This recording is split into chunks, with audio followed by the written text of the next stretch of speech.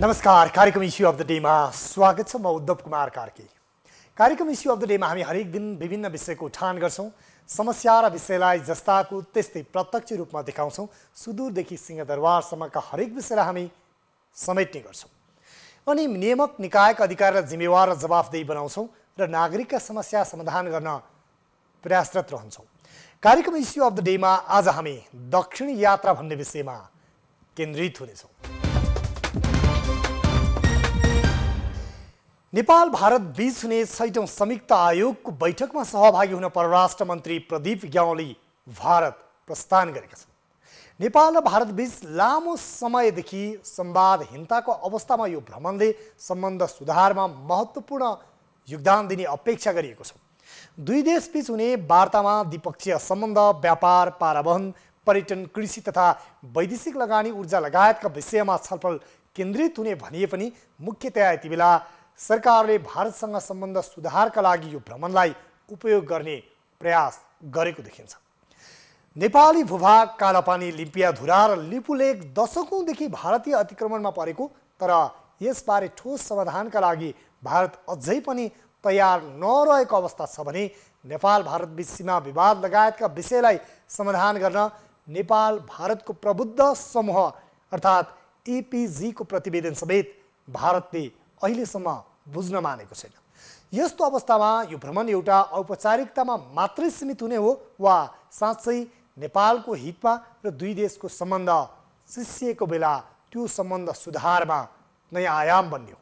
आज हामी यही विषयमा केन्द्रित हुनेछौँ, रिपोर्टहरू राख्नेछौँ, कूटनीतिज्ञहरूसँग छलफल गर्नेछौँ र भ्रमणका विभिन्न पाटा पक्षबाट त्यसको समीक्षा गर्नेछौँ।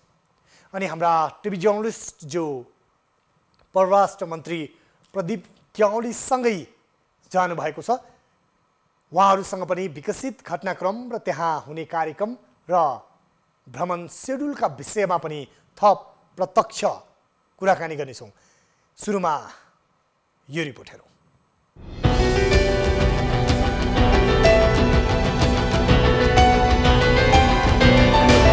भारतको राजधानी नयाँ दिल्लीमा हुने नेपाल भारत संयुक्त आयोजनाको 6औं बैठकमा सहभागी हुन परराष्ट्र मन्त्री प्रदीप कुमार ग्यावाली भारत प्रस्थान गरेका छन्। भ्रमण सीमा विवादको कारण सिसिएको सम्बन्ध सुधारका लागि महत्त्वपूर्ण हुने अपेक्षा गरिएको छ। नेपाल भारत सम्बन्धलाई अझ सार्थक, सुदृढ र नेपालको आर्थिक वृद्धि दरमा थप टेवा पुर्याउने सम्भावनाको खोजी तथा द्विपक्षीय सम्बन्धको समग्र अवस्थाको पुनरावलोकनका साथै जौ, स्थल र हवाई मार्गबाट सम्पर्क सञ्जाल विस्तार, पारस्परिक साझेदारी र सहकार्यात्मक सम्बन्धलाई अझ सबल र सुदृढ बनाउन ग्यावालीले प्रयास गर्ने अपेक्षा गरिएको छ।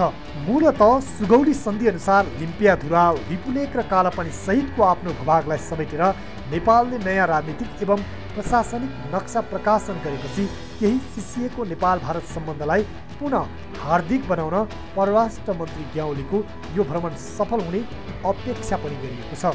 सीमा विवाद र कोरोना महामारीका कारण उच्च स्तरमा हुन नसकेका भ्रमणलाई यसअघि भारतको बाह्य गुप्तचर संस्थाका प्रमुख, सेनाध्यक्ष र विदेश सचिवबाट भएको भ्रमणले पनि केही सहज बनाइदिएको छ। करिब 17 महिना अघि भारतका विदेश मन्त्रीको नेपाल भ्रमणपछि उच्च कूटनीतिक तहमा पहिलो पटक नयाँ दिल्ली जान लागेका मन्त्री ग्यावालीले शान्ति, मैत्री, भातृत्व, सहकार्य र साझेदारीमा आधारित नेपाल भारत सम्बन्धलाई थप सहयोगात्मक बनाउँदै त्यसलाई दुवै देशका जनताको बृहत्तर हितका निम्ति उपयोग गर्न उनी कति सफल हुनेछन् त्यो भने हेर्न बाँकी नै छ। बैठकमा काठमाडौँमा सम्पन्न 5औं बैठकमा भएका सहमति र सम्झौताको प्रगति समीक्षा, नेपाल भारत बहुआयामिक सम्बन्धका समग्र पक्षमा गहन छलफल हुनुका साथै राजनीतिक सम्बन्ध, सिमाना सुरक्षा, आर्थिक सहयोग एवं पूर्वाधार, व्यापार तथा पारावहन, ऊर्जा र जलस्रोत, संस्कृतिसँग सम्बन्धित विषयमा नै सघन रूपमा छलफल हुने अपेक्षा गरिएको छ। बैठकमा दुई मुलुकका प्रधानमन्त्री बीच भएका सहमतिको कार्यान्वयनको विषयमा पनि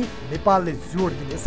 त्यस्तै नेपाल भारतका प्रबुद्ध व्यक्ति समूह एपीजी को प्रतिवेदन, भारत सरकारको सहयोगमा सञ्चालित विकास निर्माणको परियोजनाहरूको विषयमा पनि समीक्षा हुनेछ।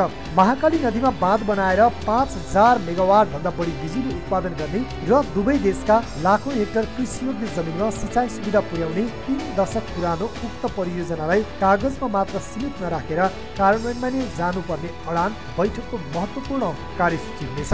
पञ्चेश्वर परियोजनाको समाधान गर्न बाँकी विषय टुङ्ग्याएर विस्तृत परियोजना प्रतिवेदन तयार पार्न दुवै देशका सम्बन्धित अधिकारीलाई निर्देशन दिएको भए पनि पानीको बाँडफाँडबारे सहमति जुट्न नसक्दा प्रतिवेदनलाई अन्तिम रूप दिन सकिएको छैन भने पञ्चेश्वर विकास प्राधिकरण स्थापना भए पनि त्यो औचित्यहीन बनेको छ। पानीको बाँडफाँड, सिँचाइ र ऊर्जाका क्षेत्रमा दुवै देशलाई लाभ हुने गरी यो बैठकले परियोजनालाई गति दिन आवश्यक निर्णय गर्ने अपेक्षा पनि गरिएको छ। व्यापार, पारावहन, ऊर्जा, सिमाना, कोभिड-19 खोप सहयोग, त्यसै गरी भौतिक पूर्वाधार, सम्पर्क सञ्जाल, लगानी, कृषि, पर्यटन एवं सांस्कृतिक विषय नै छलफलको मुख्य एजेन्डा हुनेछन्। तर मुख्य गरी अहिलेको नेपालको राजनीतिक अवस्था र त्यसमा भारतको समर्थन खोज्न यस पटकको बैठकलाई भारतले भन्दा पनि नेपालले जोड दिएको विश्लेषकहरूको बुझाइ छ।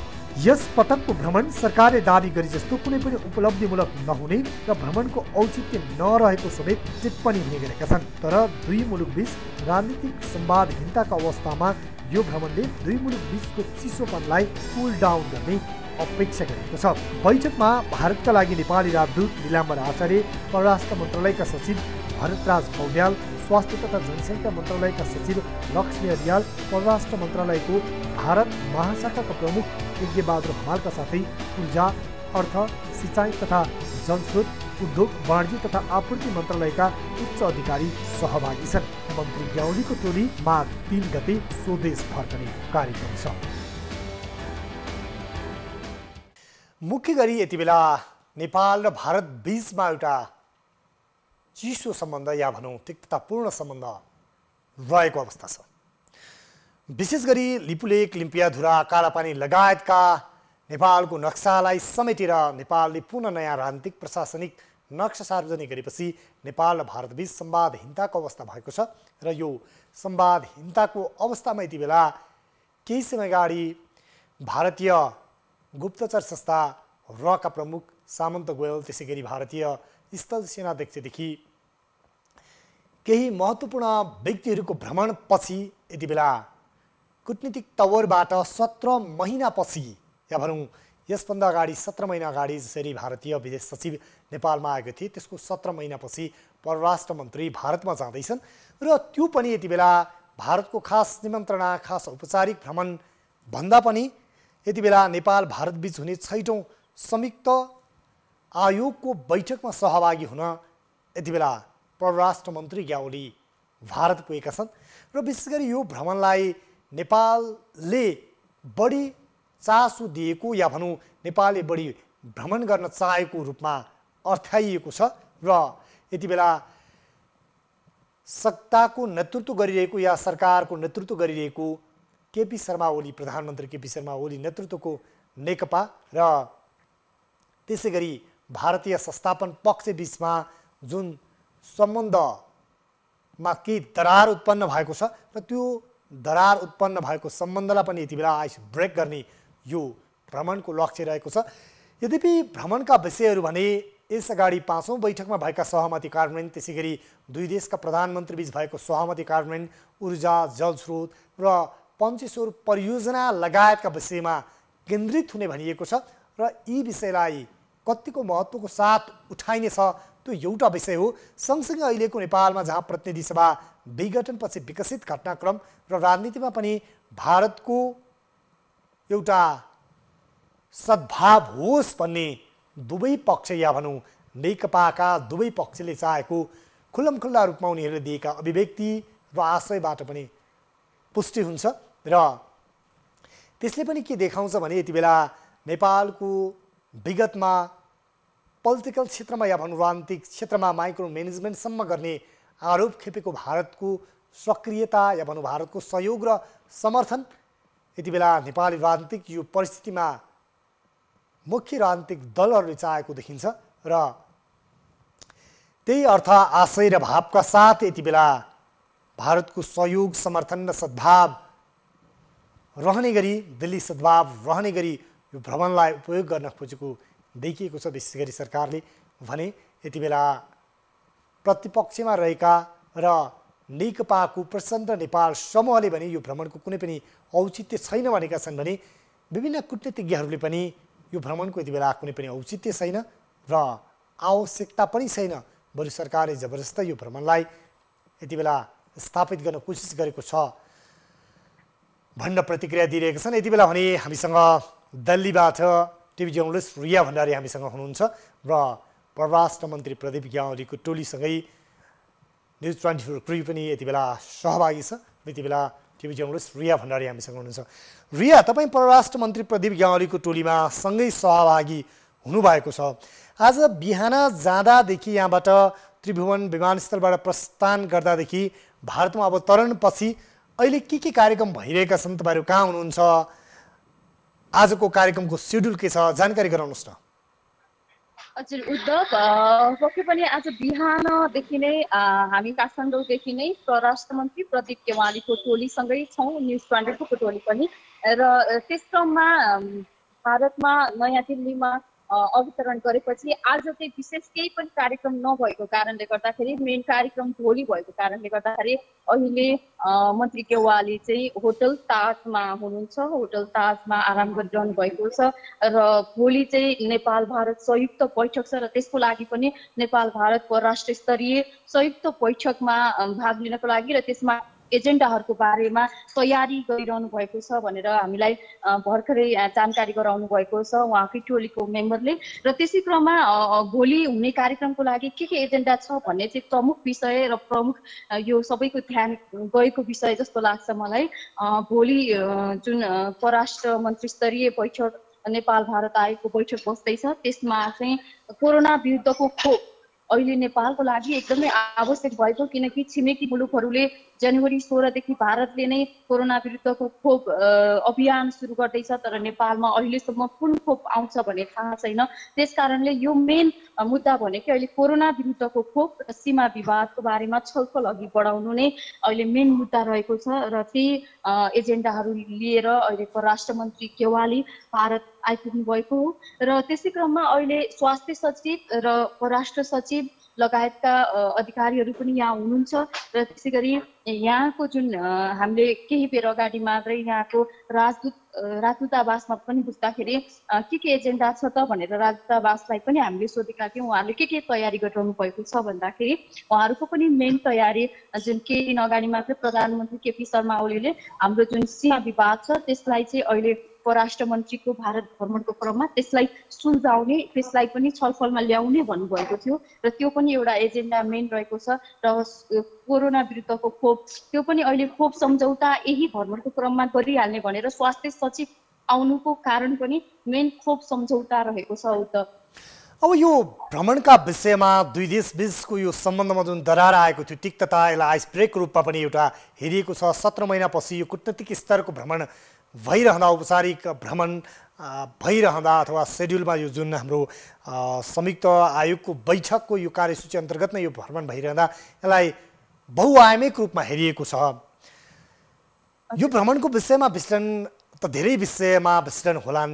अर्को विषय चाहिँ यति बेला उहाँलाई परराष्ट्र मन्त्री प्रदीप ग्यावालीलाई एयरपोर्टमा भारतीय पक्षबाट या भनौँ भारत सरकार तर्फबाट कसले रिसिभ गरियो भन्ने विषय पनि यति बेला यहाँ चर्चामा छ। यो विषयमा पनि जानकारी गराउनुहोस् न। स्वागत, उहाँलाई एयरपोर्टमा स्वागत गर्नको लागि चाहिँ जुन आउनुपर्ने भनेर हामीले जुन एउटा स्वागतको अपेक्षा गरेका थियौँ त्यो किसिमको स्वागत चाहिँ उहाँलाई भएन।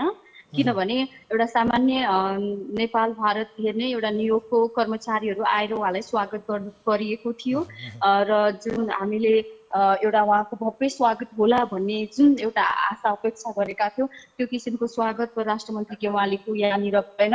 र यद्यपि भारतले पनि यो जुन नेपाल भारतको संयुक्त बैठक छ भोलि हुन गइरहेको त्यसलाई चाहिँ एउटा महत्त्वका साथ हेरेको छ। र किनभने यति बेला चाहिँ हामीलाई खोपको पनि सम्झौता गर्नुपर्ने भएको कारणले गर्दाखेरि सीमा विवाद र खोप दुईटै खोपको विषय त छँदैछ रिया। यो विषय उठ्ला, इन्टरनेसनली एउटा रेकग्नाइज गरेको विभिन्न चाहिँ दात्री निकायहरूले पनि यो कोभ्याक अन्तर्गत पनि नेपाललाई खोपको सहयोग गर्दैछन्। 20 मिलियन चाहिँ डोजको भन्ने विषय पनि आइरहेका छन्। यो खोपको विषयमा पनि कुरा गरौँला।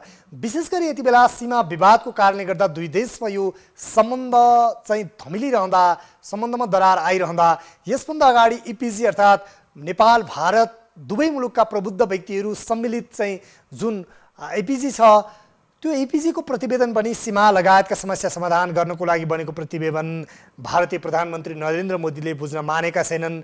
त्यसै गरी यति बेला सीमा विवादको विषयमा पटक पटक नेपालले कुरा उठाउँदा भारतले त्यति त्यो विषयमा छलफल गर्न चाहिरहेको देखिँदैन। यस पटक चाहिँ यो मुद्दा अलिकति घनीभूत रूपमा त्यहाँ उठ्नेछ र भारतीय पक्षले त्यसलाई सुन्नेछन् भनेर चाहिँ हामी कतिको विश्वास गर्न सक्छौँ? के देखिन्छ त्यहाँको तयारी अवस्था र भारतीय पक्षको त्यहाँको बुझाइ र उहाँहरूको तदारुकता हेर्दा? पक्कै पनि यो अहिलेको जुन यो समयमा चाहिँ भारत पनि इन्ट्रेस्ट छ कि यो विषयमा कुरा गर्नको लागि, किनभने यो पटक पटक एकदमै विवादको विषय बनिरहेको छ र भारत नेपाल भारत जुन मित्रतामा समेत एउटा प्रश्न चिन्ह लागेको छ केही वर्षदेखि यो सीमा विवादले गर्दाखेरि। र केही दिन अगाडि मात्रै भारतीय च्यानलमा जुन नेपालका प्रधानमन्त्री केपी शर्मा ओलीले जुन भन्नुभएको थियो लिम्फुवाधुरा लिम्फुलो कालापानीका बारेमा हामी अब टुङ्ग्याउँछौँ भन्ने जस्तो जुन एउटा कुरा गर्नुभएको थियो, त्यो 130 करोड भारतीयले बुझ्ने गरी त्यही भाषामा हिन्दी भाषामा उहाँले भन्नुभएको छ।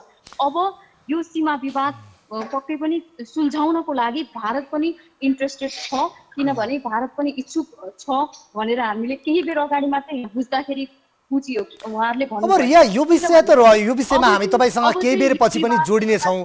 यति बेला यो जुन भारतमा रहेका परराष्ट्र मन्त्री प्रदीप ग्यावालीले चाहिँ भारतका को नेतालाई भेट्ने अथवा प्रधानमन्त्री नरेन्द्र मोदीसँग पनि भेट्ने नभेट्ने कौतूहलताको विषय छ, कसलाई भेट्ने सेड्युल छ त्यो पनि जानकारी गराउनुहोस् न।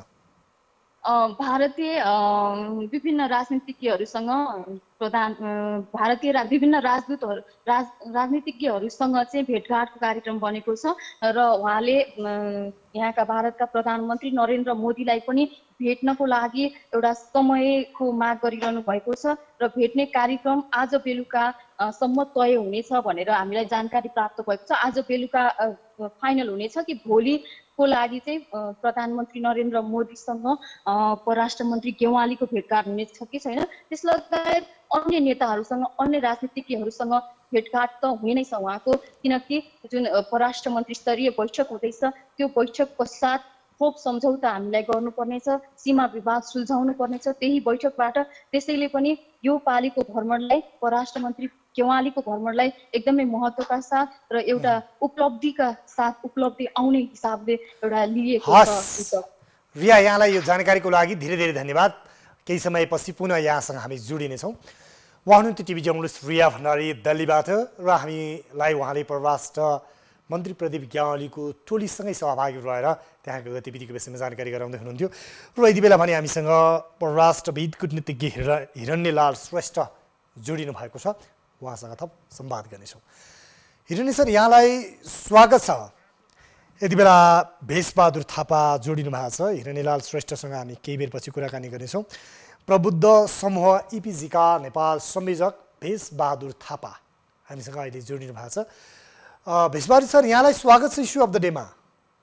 धन्यवाद, तपाईँहरूलाई पनि नमस्कार छ सबै। यति बेला तपाईँ यो नेपाल भारत प्रबुद्ध समूहको नेपालको संयोजक पनि हुनुहुन्छ। यो 17 महिनापछि यति बेला यो कूटनीतिक तवरमा नेपालबाट परराष्ट्र मन्त्रीले भारत भ्रमण गर्दै हुनुहुन्छ। नेपालमा प्रतिनिधि सभा विघटन, त्यसै गरी सीमा विवादका कारण दुई देशमा अलिकति यो तिक्ततापूर्ण सम्बन्ध भएको अवस्थामा यो भ्रमणलाई यहाँले कसरी लिनुभएको छ? होइन, मुख्य कुरा त हेर्नुहोस्, केही समय अगाडिदेखि भारत र नेपालको सम्बन्धमा शिथिलता देखिएको थियो। संवादहीन अवस्थामा धेरै लामो अवधि बित्यो पनि। अब आन्तरिक राजनैतिक विवाददेखि लिएर अन्य कुराहरूमा र सीमादेखि लिएर पानीदेखि लिएर अन्य कुराहरूमा बिस्तारै बिस्तारै प्रगति हुँदै आएको कुरालाई एउटा अवरोधको अवस्था सिर्जना भयो। त्यसलाई पार गरेर अहिले हामी जुन संवादको सुरुवात भएको छ, भारतका विभिन्न अधिकारीहरू नेपाल आएर हाम्रा प्रधानमन्त्री लगायत अरू राजनैतिक नेताहरूसँग भेटघाट गरेको र अहिले भारतका परराष्ट्र सचिव आएर परराष्ट्र मन्त्री स्तरीय जुन संरचना छ त्यसको बैठकको लागि निम्तो लिएर आएर अहिले हाम्रो परराष्ट्र मन्त्री भारतमा हुनुहुन्छ, भारत जाँदै हुनुहुन्छ। त्यसले गर्दाखेरि त्यो अवस्थाबाट जुन क्रमशः संवादको एउटा चाहिँ सुरुवात भएको छ त्यो सकारात्मक पक्ष त्यो हो र त्यसले निरन्तरता पाओस्। बिचबिचमा मनमुटाव भए पनि संवादहीन अवस्थामा दुई नजिकका छिमेकीहरू त्यो अवस्थालाई चाहिँ धेरै समयसम्म पाल्नु चाहिँ भएन भन्ने कुराको यसले बोध गराउँछ। अब यो संयुक्त आयोगको बैठकमा सहभागी हुने भनेको छ। यो बैठकमा अलिकति भारतभन्दा पनि नेपालले यो बैठकलाई यति बेला अगाडि बढाउँ भन्ने जस्तो चासो दिएको पनि देखियो। यो बैठकमा मात्रै सीमित होला कि परराष्ट्र मन्त्रीको भ्रमण यसले त्यहाँ राजनीतिक भेटघाट र सम्बन्ध सुधारको लागि त्यहाँ त्यस्ता खालका केही गृहकार्य संवाद कूटनीतिक पहल पनि होला? अब हेर्नु, जहाँसम्म संवादको कुरो छ, म नै राजदूत हुँदाखेरि मन्त्री स्तरीय भ्रमण भएको कुराको अनुभव मैले देखेको छु कि यो चाहिँ कुनै एउटा विषयलाई लिएमा सीमित हुँदैन। यो संरचना हो र यो चाहिँ निरन्तर भइरहने बैठकहरूको क्रममा आएको कुरा हो र भ्रमण ले कति महत्त्व पाउँछ भन्ने कुराहरू त्यहाँ भएको सम्पर्क, त्यहाँ भएको संवाद, त्यहाँ भएका निष्कर्षहरूमा भर पर्छ। त्यो हेर्न बाँकी छ। तर जुन अवस्थाबाट अहिले गुज्रिएर हामीहरू चाहिँ नि एउटा संवादको सुरुवात र अलि सकारात्मक धारणा भएको कुरा आजै निस्केको चाहिँ जुन प्रेसलाई प्रधानमन्त्रीले दिनुभएको अन्तर्वार्ताहरू देखिएको छ। जानुभन्दा अगाडि उहाँले भन्नुभएका कुराहरूको बारेमा उहाँ आशावादी हुनुहुन्छ। सबै विषयहरू चाहिँ समावेश हुन्छ भन्ने धारणा प्रकट गर्नुभएको छ र उहाँले एउटा सकारात्मक दृष्टिकोण राखेर वातावरण चाहिँ सुध्रिएको वातावरणमा केही धेरै उपलब्धि हुने, खालि बैठकको निरन्तरता मात्र होइन उपलब्धिहरूको पनि आशा देखाउनु भएको छ। त्यसमध्ये एपीजीको रिपोर्ट पनि त्यो संवादमा चाहिँ पर्छ भन्ने कुरा उहाँले सङ्केत गर्नुभएको कुरा ध्यानमा राख्नुपर्छ। एपीजीको विषयको कुरा गर्दा नेपाल भारत बीचका सिमाना समस्या लगायतका विषयलाई 1950 को सन्धि लगायतका विषयलाई समेटेर त्यसपछिका सन्धिहरू नेपाल भारत बीच भएका विभिन्न सहमति अनुसारका ती विभिन्न विषयहरू छन् त्यसलाई समेटेर सीमा विवाद लगायतका विवादित विषय हल गर्न जुन तपाईँहरूको प्रबुद्ध समूहले बनाएको प्रतिवेदन लामो समयदेखि भारतीय प्रधानमन्त्री नरेन्द्र मोदीले बुझ्न मानिरहेका छैनन् के यसपटक यो प्रतिवेदन बुझ्ने विषयमा पहल हुनेछ भन्नेमा तपाईँ विश्वस्त हुनुहुन्छ? अब यो चाहिँ संवाद गर्ने विषयमा प्रवेश गर्छ भन्ने कुराको सङ्केत परराष्ट्र मन्त्रीले दिनुभएको छ। जहाँसम्म इपिजीको चाहिँ संरचनाको कुरा छ, भारतमा पनि चुनाव भएर एउटा सर्वशक्तिमान प्रधानमन्त्री भएको बेला त्यसैको हाराहारीमा नेपालमा पनि चुनाव भएर 2/3 बहुमत भएको पार्टीको चाहिँ पार्लियामेन्टमा भएको चाहिँ सामर्थ्यको चाहिँ अवस्था, यो दुईटै कुराले त्यो बेलामा दुवैले सम्बन्धलाई अगाडि बढाउनुको लागि जुन पहल कदमी गर्नुको लागि लामो समयदेखि विवादित विषयहरूमा पनि प्रवेश गरेर प्रबुद्ध समूहले चाहिँ यसलाई अध्ययन गरोस्, सरकारी स्तरमा हुन नसकेको समझदारीबाट पार गरेर यसलाई चाहिँ नयाँ एउटा आयामको सुरुवात होस् भन्ने सकारात्मक दृष्टिकोणबाट यो कुरोको सुरुवात भएको छ। त्यसमा म नेपालको तर्फबाट संयोजक कोसियारीजी अहिले जो महाराष्ट्रको गभर्नर हुनुहुन्छ उहाँ चाहिँ पक्षको संयोजक हुनुहुन्थ्यो। अब हामीले 2 वर्षको अवधि लगाएर 2 वर्ष हामीलाई तोकिएको अवधिको बिचमा एउटै प्रतिवेदनमा दुवैको चाहिँ सहमति भएको, सर्वसम्मति भएको प्रगतिलाई को संरचना यहाँले त्यो एपीजीको प्रतिवेदन सर्वसहमतिबाट तयार पार्नु भएको छ, तर त्यो धेरै व्यक्तिहरूलाई त थाहा पनि छैन एपीजीको प्रतिवेदनभित्र के छ जान्न पनि हाम्रा आम दर्शकहरूले चाहिरहेका छन्। एउटा सर्कलमा त जानकारी हुने नै भयो। एकपटक त्यो एपीजीको प्रतिवेदनमा के विषयहरू समेटेका छन् एकचोटि मोटोमा भनिदिनुहोस्। अब एपीजीको प्रतिवेदनमा के छ भन्ने कुराको बारेमा विवेचना गर्ने छुट अहिले मलाई छैन। तर यतिसम्म भन्न सकिन्छ कि त्यसले भारत नेपालको सम्बन्धलाई अगाडि अग्रगामी कदममा लैजानको लागि, अगाडि बढाउनको लागि विगतमा देखिएका तिता मिठा कुराहरूको अनुभवलाई हेरेर एउटा नयाँ थलानी गर्ने उद्देश्य राखेर यो प्रधानमन्त्रीकै स्तरमा संरचना भएको हो र दुवै प्रधानमन्त्रीको सहमतिबाट कम्युनिके निकालेर यो 8 जनाको चाहिँ प्रबुद्ध समूह भएको हो। यसलाई चाहिँ कुनै विषयमा प्रवेश गर्नलाई चाहिँ नि निषेध पनि थिएन र विगत 70 वर्ष लामो अवधिमा भएका तितामिठा कुराहरूलाई अध्ययन गरेर विवाद रहित एउटा अवस्थाको सिर्जना गर्नको लागि यो समूह गठन भएको हो। अब यसको मुख्य चाहिँ पक्ष के छ भन्नुहुन्छ भने विगतमा पनि यस प्रकारको इपिजीकै प्रकारको त होइन, तर यसको हाराहारीमा हुने संरचनाहरू नबनेका होइनन्, तर निष्कर्षमा पुग्न नसक्नाले त्यो बिचैमा गएर चाहिँ त्यसको चाहिँ औचित्य रहेन। अलिकति यहाँले भने जस्तै यहाँलाई यो जिम्मेवारीका कारणले गर्दा, एउटा डिप्लोमेट भएको कारणले गर्दा प्रतिवेदनै नबुझेको अवस्थामा यहाँले धेरै विषयवस्तु अहिले बाहिर भन्नु त्यति उपयुक्त पनि नहोला यहाँको जिम्मेवारीको हिसाबले। तर इपिजीको प्रतिवेदनभित्र सीमा विवादका कुरा, अन्य नेपाल भारतबीच भएका सन्धि सम्झौताका कुरा, त्यसै गरी परियोजनाका कुराहरू के विषय समेटेका छन्, त्यसलाई अलिकति विषयलाई अलिकति बाहिर उजागर गर्न उपयुक्त हुँदैन अहिले?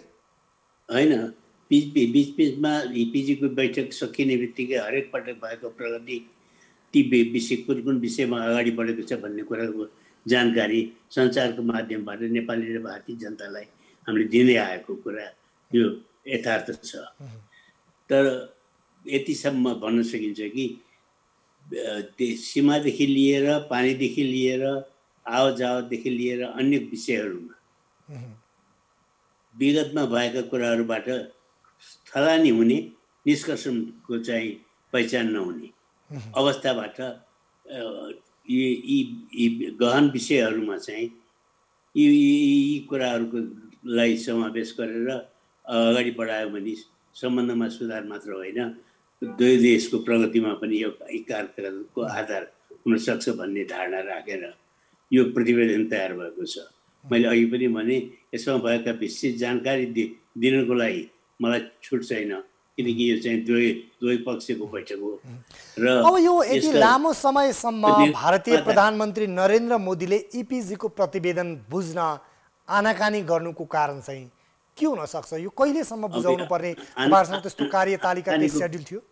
हेर्नुहोस्, ढिलो भएको अवश्य हो। यसको सान्दर्भिकता चाहिँ त्यसले गर्दाखेरि असर पार्दैन। आज नभए भोलि, भोलि नभए पर्सि। हामी 8 जना मध्ये अब 1 जना बित्नुभयो, 7 जना चाहिँ छौँ। हामी धैर्यताका साथ प्रतीक्षा गरिरहेका छौँ र हाम्रो धैर्यको बाँध टुटेको छैन। अब यो चाहिँ यसको बारेमा परराष्ट्र मन्त्रीहरूको बैठकमा सम्बोधन हुन्छ कि भन्ने धारणा चाहिँ नि परराष्ट्र मन्त्रीले व्यक्त गरिसक्नु भएको छ। अब हेर्नु, नतिजा हेरौँ, समझदारी अगाडि बढ्छ या यथास्थितिमा रहन्छ, त्यो चाहिँ हेर्न बाँकी छ। अब यो प्रतिवेदन बुझ्नको लागि इपिजीको यो विषयलाई धेरै कुरा नेपाल भारत बीचका तिक्ततालाई हल गर्ने एउटा दीर्घकालीन चाहिँ निकासको रूपमा पनि हेरिएको छ। यो प्रतिवेदनको महत्त्व बोध त दुवै मुलुकले गरेका छन्, तर यो आनाकानी हुँदै आएको विषयलाई टुङ्ग्याउनको लागि कसरी विषय प्रवेश गराएर यसको उठान गराएर भारतलाई कन्भिन्स गराउनु चाहिँ उपयुक्त हुन्छ यो भ्रमणमा? अब हेर्नुहोस्, नेपाल भारतको सम्बन्ध, भारत स्वतन्त्र भएपछि, नेपालमा राणा शासनको अन्त भएपछि त्यसको त्यो हाराहारीमा भएका चाहिँ जुन प्रावधानहरू छन् ती असान्दर्भिक भइसके। कतिलाई नयाँ मोड दिनुपर्नेछ, कतिलाई चाहिँ परिवर्तन गर्नुपर्नेछ, कतिलाई खारेज गर्नुपर्नेछ भन्ने कुराहरू 70 वर्षसम्म संवादमा रहेको, निष्कर्षमा नपुगेको विषयलाई अहिले यो पटक केही समयको ढिलो भयो भनेर अब यसलाई अब निराशाजनक धारणा राख्नु चाहिँ उपयुक्त हुँदैन। यी समस्याहरू को इतिहास चाहिँ ज्यादै लामो छ। अब जुन प्रकारले हामीहरूले चाहिँ यो अध्ययनको आयाममा प्रवेश गऱ्यौँ त्यो नै एक प्रकारले समस्याको परिचय दिएको चाहिँ आवाजलाई बुझ्नुपर्छ र ती समस्याहरू चाहे सीमा होस्, चाहे पानी होस्, चाहे आवत जावत होस्, या आर्थिक होस्, या सामाजिक होस्, या राजनैतिक होस्, विभिन्न विषयहरूमा यसलाई दिएको म्यान्डेट चाहिँ ज्यादै ठुला थियो। त्यसले गर्दाखेरि गहन विषयहरूमा सम्बोध गरेर बनाएको प्रतिवेदनको सान्दर्भिकता चाहिँ हट्दैन, ढिलो भएको अवश्य हो। हामी प्रतीक्षामा छौँ, निराश चाहिँ भएका छैनौँ। हस्, यहाँलाई समय, संवाद र यो महत्त्वपूर्ण जानकारीको लागि धेरै धेरै धन्यवाद भेष सर। तपाईँलाई पनि धन्यवाद छ। उहाँ हुनुहुन्थ्यो भेषबहादुर थापा, प्रबुद्ध समूह नेपाल भारत प्रबुद्ध समूहका नेपाल संयोजक हुनुहुन्थ्यो र उहाँले विशेष गरी यति बेला इपिजीको प्रतिवेदन बुझाउने विषयमा पनि यो परराष्ट्र मन्त्रीको भ्रमणले एउटा सार्थक पहल गर्नेछ भन्ने अपेक्षा गर्नुभयो र नेपाल भारत बीचका सम्बन्धमा जुन दरारहरू आएका छन्, जसरी नेपाल भारत बीचमा विभिन्न विषयहरूमा विवाद रहेका छन्, यी विवादलाई हल गर्नको लागि यति बेला यो प्रतिवेदन महत्त्वपूर्ण हुनेछ र यो प्रतिवेदनको आधारमा समस्यालाई पहिचान गरेर त्यसलाई निदान गर्ने हो भने दुई मुलुक बीचमा थप हार्दिकता, सौहार्दपूर्ण र जुन जनस्तरमा सांस्कृतिक, भाषिक र हरेक प्रकारका सम्बन्ध छ यसलाई अझ प्रगाढ बनाइनेछ र दुई मुलुक विकासमा सँगसँगै हातेमालो गरेर अगाडि बढ्न सक्नेछन् भन्ने उहाँको धारणा थियो। यति बेला भने हामी यहाँमा एउटा रिपोर्ट राख्नेछौँ र रिपोर्टपछि परराष्ट्रविद यति बेला हिरणीलाल श्रेष्ठसँग पनि जोडिनेछौँ। त्यसभन्दा अगाडि ब्रेकपछि पुनः स्वागत छ। हामी कार्यक्रम इस्यु अफ द डेमा छौँ र कार्यक्रम इस्यु अफ द डेमा आज हामीले दक्षिण यात्रा भन्ने विषयमा केन्द्रित छौँ र यति बेला 17 महिनापछि नेपाल भारतमा तिक्तता आइरहेको बेला, सीमा विवाद उठिरहेको बेलामा दुई मुलुकका प्रधानमन्त्रीबीच संवादहीनताको अवस्था भइरहेको अवस्थामा यति बेला नेपालका परराष्ट्र मन्त्री प्रदीप ग्यावाली भारतको भ्रमणमा निस्केका छन्। या भनौँ जसरी संयुक्त आयोगको बैठकमा सहभागी हुन यति बेला दिल्लीमा छन् र यो भ्रमणको आयाम र आयतनको विषयमा हामी परिचर्चा गरिरहेका छौँ र यति बेला भने परराष्ट्रविद हिरणीलाल श्रेष्ठ हामीसँग हुनुहुन्छ र उहाँसँग हामी कुराकानी गर्ने क्रममा छौँ यति बेला।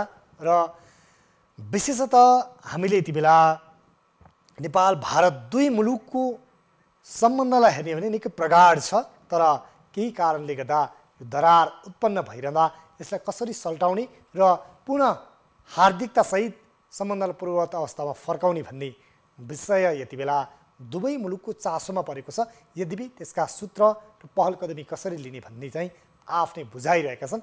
यति बेला भने यो रिपोर्ट हेरौँ। परराष्ट्र मन्त्री प्रदीप ग्यावाली नेपाल भारत संयुक्त आयोगको बैठकमा सहभागी हुन भारतको राजधानी नयाँ दिल्लीमा 2 दिन रहनेछन्। परराष्ट्र मन्त्री स्तरीय 6औं संयुक्त आयोगको बैठकमा नेपालले केही महत्त्वपूर्ण एजेन्डाहरू तय गरेको छ। नेपालमा प्रतिनिधि सभा विघटनसँगै भारतले यो बैठकमा खासै चासो दिएको थिएन, तर नेपालले निरन्तर दबाब दिएपछि भारत बिहीबारका लागि आयोगको बैठक बस्न तयार बनेको हो। त्यही सिलसिलामा नेपालले आफ्ना एजेन्डाहरू तय गरे पनि भारतले खासै महत्त्व नदिने संकेत गरेको जानकारहरू बताउँछन्। नेपालले तय गरेका एजेन्डा: नेपाल भारत द्विपक्षीय विविध आयामहरू सहित व्यापार, ऊर्जा, सीमा समस्या, पारवहन, कोभिड-19 सहकार्य, पूर्वाधार, कनेक्टिभिटी, लगानी, कृषि, पर्यटन। मूलभूत रूपमा सरकारले निर्धारण गरेका एजेन्डाहरू पुरानै रहेका छन्। यसपटक नेपाल भारत बीच देखिएको सीमा समस्या जटिल बनेको छ। वर्तमान केपी शर्मा ओली नेतृत्वको सरकार काम चलाउ बनेकाले यो विषयमा सामान्य छलफल गरे पनि खासै ठोस निष्कर्ष ननिकाल्ने भारतीय पक्षको सन्देश विभिन्न माध्यमहरूबाट आउन थालेको छ। यता नेपालभित्रै पनि परराष्ट्र मन्त्री स्तरीय भ्रमणमा दीर्घकालीन महत्त्व राख्ने विषयहरूले प्रवेश नपाओस् भन्दै खबरदारी सुरु भएको छ।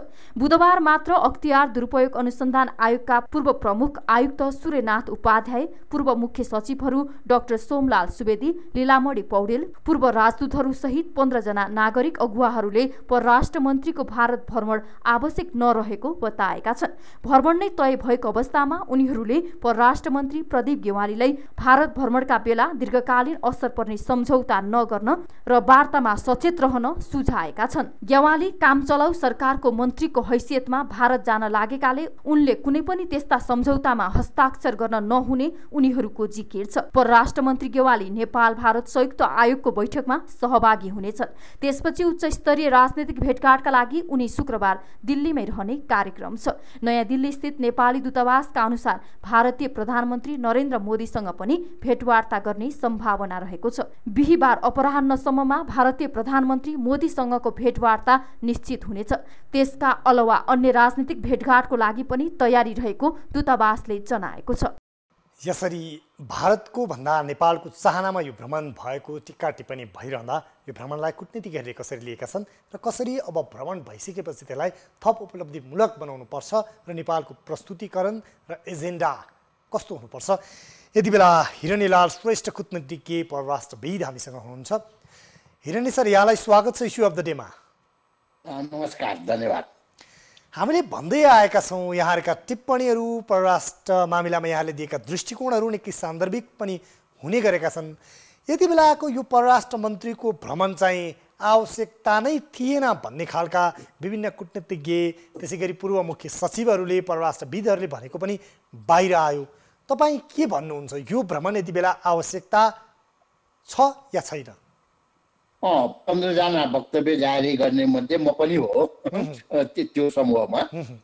अहिले चुनावको मिति घोषणा गरेर यो हाउस डिजल्भ गरिसकेका प्रतिनिधि सभा र यो अप्पर हाउस पनि छिटै बन्द गर्यो। यसले गर्दाखेरि यो बेला उपयुक्त छैन भ्रमण गर्नु, किनकि यो त काम चलाउ सरकार मात्र हो र भर्सक नजाने, गए पनि रुटिन कुराहरू गर्ने, दीर्घकालीन असर पर्ने कुराहरू नगर्ने, कुनै सन्धि सम्झौताहरूमा नगर्ने। अब त्यो हुनुपर्छ भन्ने कुरा हामीले वक्तव्य जारी गरेको। त्यसको मुख्य 3टा कारण। एउटा पहिलो कारण के हो भन्दाखेरि हिजोको ओली 2/3 बहुमत भएको एक ढिक्का पार्टीको लिडर र चाहिँ प्रधानमन्त्री, अहिले पार्टी फुटेर डिभाइडेड भएको हुनाले चाहिँ उहाँको कमजोर स्थिति भयो अहिले। यसले गर्दाखेरि कमजोर सरकारसँग विदेशीहरूले बढी छुटेर लिन सक्छ। यसैले यस्तो बेला सम्झौता गर्नुहरू हुँदैन। त्यो नेपालको पक्षमा, कमजोर सरकारको पक्षमा हुँदैन, डिभाइडेड भइराखेको अवस्थामा हुँदैन। एउटा कारण त्यो छ भने दोस्रो कारण के हो भन्दाखेरि यो अहिले सर्वदलीय बैठक गरेर जानु पर्थ्यो उहाँले, किनकि परराष्ट्र मामिला, सुरक्षा मामिला भनेको एक दलको मात्र, एक गुटको मात्र, एकजना प्रधानमन्त्री र उहाँको परराष्ट्र मन्त्रीको मात्र हुँदैन। प्रतिपक्षीय र सबै दलहरूसँग सल्लाह गरेर सर्वदलीय सहमति दिएर जानुपर्छ। नक्सा निकाल्दा के एकमत थियो भने अहिले भूमि फिर्ता ल्याउनको लागि पनि एकमत भएरै जान सक्नुपर्ने, त्यो प्रक्रिया पनि उहाँले सबैसँग सल्लाह गरेर गएको देखिएन, म्यान्डेट लिएर गएको देखिएन। अब तेस्रो कुरा चाहिँ के हो भन्दाखेरि अहिले नेपाललाई अर्को छिमेकीको विरुद्ध प्रयोग गर्न खोज्ने सगरमाथाकै कुरा उठायो न्युजले।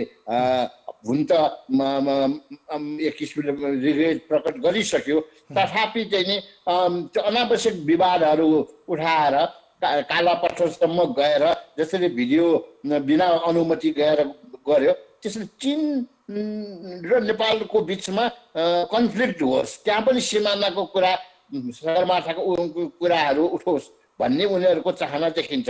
यसैले हामी तानातानमा फस्नु हुँदैन, यसैले पनि अहिले कुनै निर्णय गर्नु हुँदैन। यहाँले यो निर्णय गर्नु हुँदैन, नगरिदिएको भए हुन्थ्यो, जानु उपयुक्त छैन भनेर यहाँहरू जस्ता 15 जना विज्ञहरूले, कूटनीतिक क्षेत्रमा अनुभव भएका व्यक्तिहरूले यो जुन प्रेस नोट जारी गरिरहँदा, वक्तव्यबाजी गरिरहँदा यति बेला भ्रमण त भइसकेको छ। अब यो भ्रमणमा कस्ता कस्ता एजेन्डाहरू, हुन त एजेन्डा केही औपचारिक एजेन्डाहरू, पारावाहनका कुरा, त्यसै गरी व्यापार, पर्यटन, कृषि, वैदेशिक लगानी, ऊर्जा र विगतमा भएका सहमति कार्यान्वयनका विषयहरू हाम्रा एजेन्डा हुन् र यो चाहिँ फलदायी हुनेछ नेपाल सरकारले भनिरहँदा यो भ्रमण फलदायी हुने भनिरहँदा यहाँले जुन अहिलेको अवस्था प्रकट गर्नुभयो नेपालको कन्डिसन र यो अवस्थामा विदेशीले फाइदा लिन सक्ने सम्भावना अझै बढी हुन्छ र सम्झौताहरू केही नगर्दा उपयुक्त हुन्छ भन्ने यहाँले यो राय प्रकट गरिरहँदा अब भइसकेको यो भ्रमणलाई कसरी उपयुक्त र उपलब्धिमूलक बनाउन सकिन्छ? अब सबभन्दा त यो नक्सा अनुसारको भूमि फर्काउने कुरालाई प्राथमिकतामा राखेर चाहिँ प्रस्तुत हुन सक्नु पर्यो र मेकानिजमको रिभाइभ गरेर परराष्ट्र सचिव स्तरीय सीमा बारेको निर्णय गर्ने कालापानी क्षेत्र र सुस्खा क्षेत्रको त्यो पहिलेको प्रधानमन्त्रीको भ्रमणको बेला फिक्स भएको मेकानिजमलाई चाहिँ मिटिङ बसाल्ने फिक्स गर्नु पर्यो। दोस्रो इपिजीको रिपोर्ट अहिलेसम्म बुझेर ल्याएको छैन। त्यो इपिजीको रिपोर्ट नेपालको मात्र होइन, भारतको विज्ञहरू पनि हो, कोसियारीजी लगायतका। अब त्यो इपिजीको रिपोर्ट नबुझ्नु भने के हो भन्दाखेरि भारतकै विज्ञहरूको कुरा पनि नमान्ने, खाली नेपाल र छिमेकीलाई दुःख दिने रहेको कुरा मात्र सुन्ने त्यहाँको सत्ताधारीहरू को प्रवृत्ति हो। परराष्ट्रविद हिरणलाल श्रेष्ठ हामीसँग हुनुहुन्छ, हामी कुराकानी गरिरहेका छौँ उहाँसँग र उहाँसँग यो महत्त्वपूर्ण संवाद गरिरहँदा केही प्राविधिक कारणले गर्दा उहाँसँगको यो सम्पर्क विच्छेद भएको छ। हामी पुनः उहाँसँग जोडिने प्रक्रियामा छौँ र यति बेला जुन भारतमा परराष्ट्र मन्त्री प्रदीप ग्यावालीको भ्रमण भएको छ, केही प्रबुद्ध व्यक्तिहरूले या भनौँ पूर्व राजदूतदेखि कूटनीतिज्ञहरूले समेत यति बेला उपयुक्त छैन भ्रमण भनिरहँदा अब भइसकेको भ्रमणलाई कसरी फलदायी बनाउने भन्ने विषयमा उहाँसँग कुराकानी भइरहेको छ। हिरणी सर, यहाँसँग हामी कुराकानी गर्दै थियौँ सीमा विवादको विषयलाई, त्यसै गरी इपिजीको प्रतिवेदन बुझ्नुपर्छ, यी विषयलाई महत्त्वको साथ उठाउनुपर्छ। यहाँले भनिरहँदा के यो विषयलाई भारतले चासो दिला, महत्त्व दिला यसपटकको भ्रमणमा? के भन्नुभयो भन्नुहोस् त। यहाँले यो इपिजीको प्रतिवेदन बुझेको छैन, भारतले सीमा विवादको विषय, सीमाका मुद्दा पनि उठाउनुपर्छ परराष्ट्र मन्त्रीले अहिले भनिरहँदा यो विषय परराष्ट्र मन्त्रीले उठाउने र भारतले सुनिदिने सम्भावना चाहिँ के देख्नुहुन्छ यहाँले?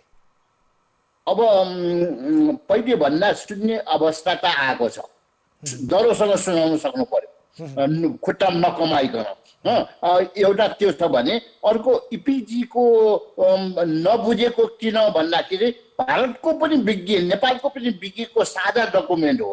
त्यो नबुझ्नु भनेको विज्ञहरूको कुरा सुन्ने होइन, आफ्नै देशको पनि कसको कुरा सुन्ने भन्दाखेरि आर्मीको मात्र कुरा सुनेर छिमेकीहरूलाई पेलान गर्ने यो प्रवृत्ति देखिन्छ। यसैले यो एटिच्युड चेन्ज आएको छैन। यो नेपाललाई ठुलो सानो होस् समान व्यवहार गर भनेर एटिच्युड चेन्ज गराउने र इपिजीको रिपोर्ट बुझ्ने र लागू गर्ने नगर्ने आफ्नो आफ्नो सरकारको कुरा हो, तर त्यसलाई चाहिँ सार्वजनिक गराउनेतर्फ जानुपर्ने देखिन्छ। अब यो भ्रमण चाहिँ बढी भारतको आवश्यकता भन्दा पनि नेपालको चाहना र नेपालले अलिक बढी चाहिँ अझ त्यसमा पनि प्रधानमन्त्री केपी शर्मा ओलीको चाहनामा भएको भनिएको छ र यति बेलाको यो राजनीतिक परिवेशमा भारतको अलिकति सद्भाव पनि प्रकट होस् भन्ने अपेक्षा पनि सत्ताधारीदेखि प्रतिपक्षीमा रहेका दलहरूले पनि त्यो अपेक्षा गरेको भन्ने खालका विश्लेषण पनि भइरहेका छन्। खास यो भ्रमण कसको चाहना र आवश्यकतामा भइरहेको छ यति बेला के भन्नुहुन्छ यहाँ? यो बेला अब के छ भन्दाखेरि उनीहरू जबसम्म नक्सा जारी एकमतले गर्यो, संसदको मधेसवादी दलले पनि साथ दिएर सर्वसम्मति, त्यो बेला उपयुक्त समय ठानेन, किनकि एकता छ, एकबद्धता छ। अब डिभाइडेड भएपछि आफूले खेलाउनलाई उपयुक्त समय ठानेर भारतले बोलाएको चाहिँ अस्थिरता सृजना भएकोले खेलाउन सहिलो भनेर ओलीजीको जुट भएर परराष्ट्र मन्त्री जान चाहेको के हो भन्दाखेरि कमसेकम छिमेकीको आशीर्वाद आफ्नो सरकारको पक्षमा होस् भनेर यो दुईटाको कुरा मिलाएको छ। अब त्यसो भए त्यही एउटा सम्बन्ध सेतु र राजनीतिक एउटा वातावरण बनाउनको लागि प्रधानमन्त्रीको सन्देश त्यहाँ पुर्याउने अवस्था मात्रै रहन्छ कि परराष्ट्र मन्त्री नेपाल फर्केर आउँदा केही उपलब्धि भयो भनेर भन्ने अवस्था पनि देख्नुहुन्छ यहाँले अन्तिममा? लङ टर्म केही होला जस्तो छैन, बरु कोभिडको भ्याक्सिन ल्याउनेतर्फ प्राथमिकता दिनु पर्यो र त्यो भ्याक्सिन ल्याउँदाखेरि पनि अक्सफोर्डको को संयोजन भारतमै पनि निकालेको छ, त्यो चाहिँ हुन्छ। इन्डियामै निकालेको WHO बाट वकिल नभइसकेको रिलायबल नभएको चाहिँ भित्राउने भन्दा रिलायबल खोप चाहिँ भित्राउने, त्यसको लागि चाहिँ सहमति गरेर आए हुन्छ। यसैले कोभिडको भ्याक्सिन ल्याउने कुरालाई पनि प्राथमिकता दिनुपर्छ, किन ओपन बोर्डर छ, दुईटै असर पर्छ। यसैले दुईटैकै जनतालाई भ्याक्सिन दिलाउनको लागि है प्राथमिकतामा राख्नुपर्छ। यो चाहिँ व्यावहारिक कुरा गर्दै हुन्छ। हस्, यहाँलाई यो समय संवाद महत्त्वपूर्ण यो दृष्टिकोण विचारको लागि र विश्लेषणको लागि धेरै धेरै धन्यवाद। उहाँ हुनुहुन्थ्यो परराष्ट्रविद हिरण्यलाल श्रेष्ठ। यसै गरी यति बेला प्रतिपक्षी दल या भनौँ सत्तामा नरहेको दल र विगतको यति बेला प्रतिनिधि सभा विघटन भएको छ, त्यो अवस्थामा पनि प्रतिपक्षी दल हामीले यद्यपि भनिरहेका छौँ, किनकि यति बेला प्रतिनिधि सभाको विषयमा सुप्रिम कोर्टमा विचाराधीन अवस्थामा मुद्दा रहेको छ। यति बेला नेपाली कङ्ग्रेसका नेता गुरुराज घिमिरे हामीसँग हुनुहुन्छ। नेपाली कङ्ग्रेसले चाहिँ यो भ्रमणलाई यति बेला कसरी लिएको छ, उहाँसँग उहाँका दृष्टिकोण, नेपाली काङ्ग्रेसको दृष्टिकोण पनि जान्ने प्रयासमा छौँ। गुरुजी, यहाँलाई स्वागत छ इस्यु अफ द डेमा। हजुर, धन्यवाद। यति बेला जुन परराष्ट्र मन्त्रीको भ्रमण भएको छ भारतमा, यो भ्रमणलाई नेपाली कङ्ग्रेसले कसरी लिएको छ? अब हेर्नुहोस्, दुई सार्वभौम देशका प्रधानमन्त्रीहरू, मन्त्रीहरू अथवा राज्य तहका चाहिँ व्यक्तिहरूले भ्रमण आदान प्रदान गर्नु कुनै नौलो कुरा होइन।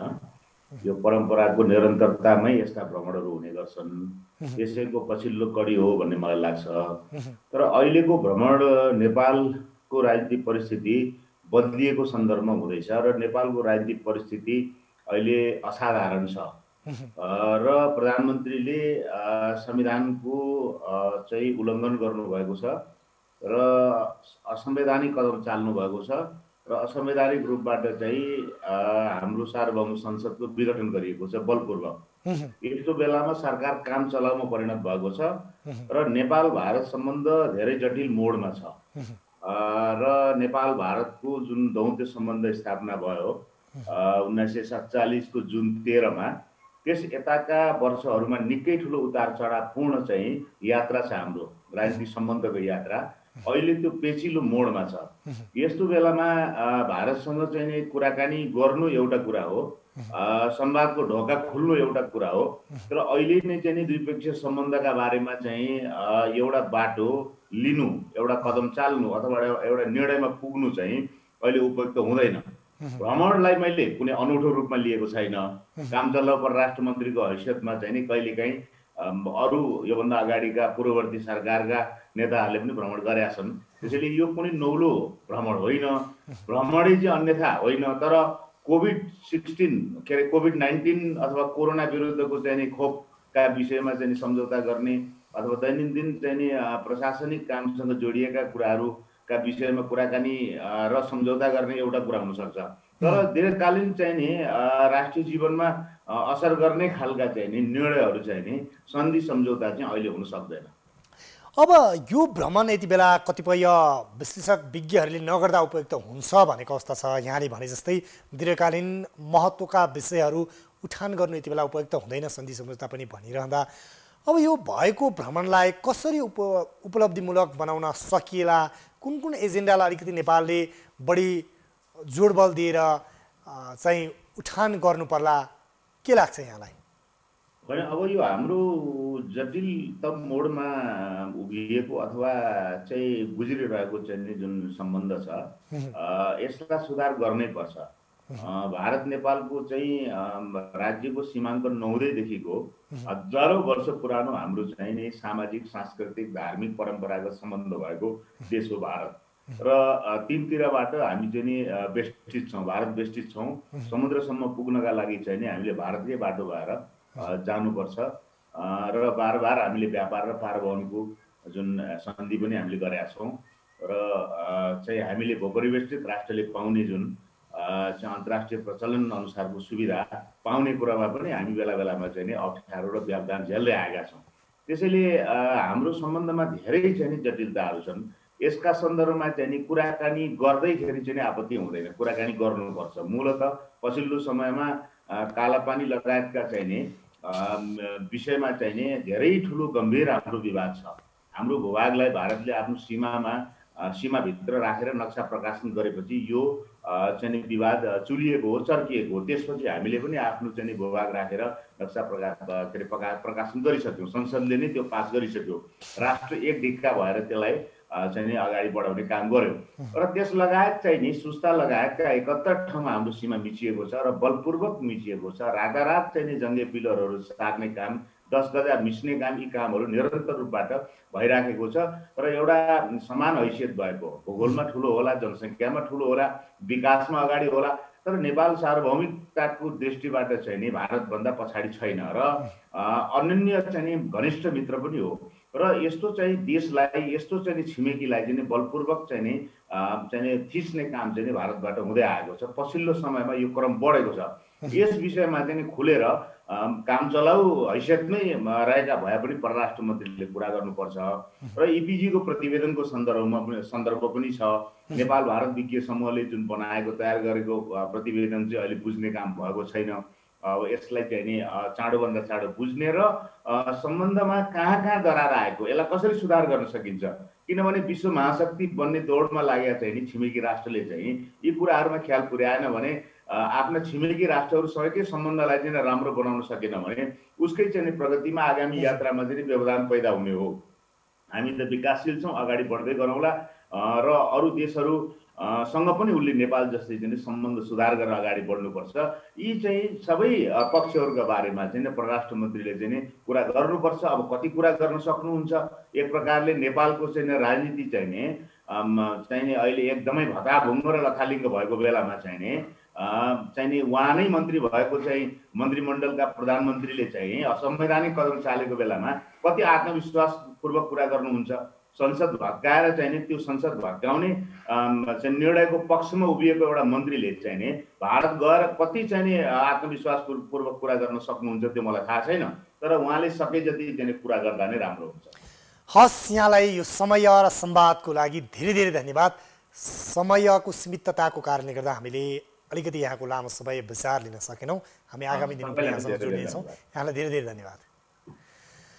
उहाँ हुनुहुन्थ्यो नेपाली काङ्ग्रेसका नेता गुरुराज घिमिरे र उहाँले पनि यति बेला काम चलाउको हैसियतमा भएको सरकारले दीर्घकालीन महत्त्वको सन्धि सम्झौतालाई अगाडि बढाउने भन्दा पनि यति बेला जुन कोरोनाको भ्याक्सिन, त्यसै गरी इपिजी प्रतिवेदन र सीमा विवाद छ, यसलाई दह्रो ढङ्गले उठाउनुपर्छ भन्ने उहाँको सुझाव रह्यो।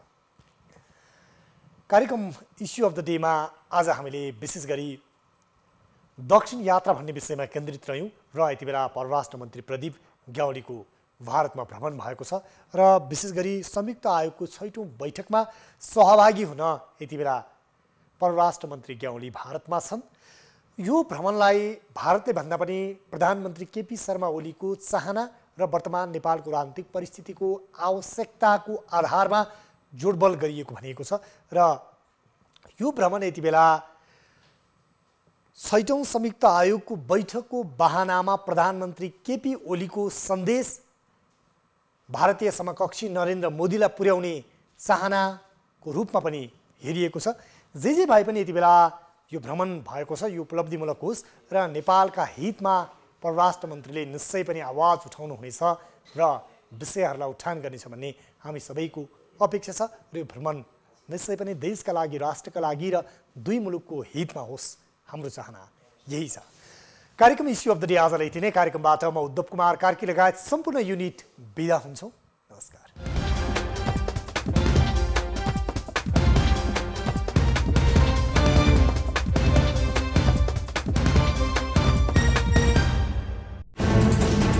कोरोनाले सृजना गरेको सङ्कटमा पल पलका न्युज अपडेट र हर क्षेत्रको कभरेजका लागि न्युज 24 नेपाल युट्युब च्यानललाई सब्स्क्राइब गर्नुहोला।